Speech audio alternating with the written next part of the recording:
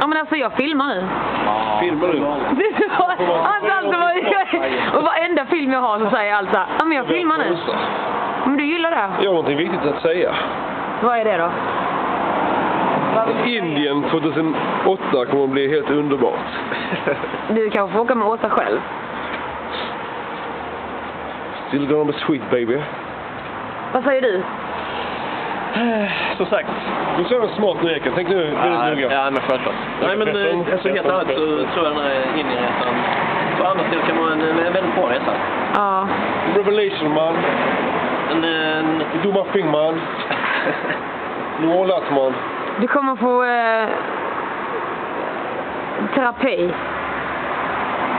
Som Ekan sa. För det psykiska planet. Även, eller hur? Ja, Inte bara det fysiska.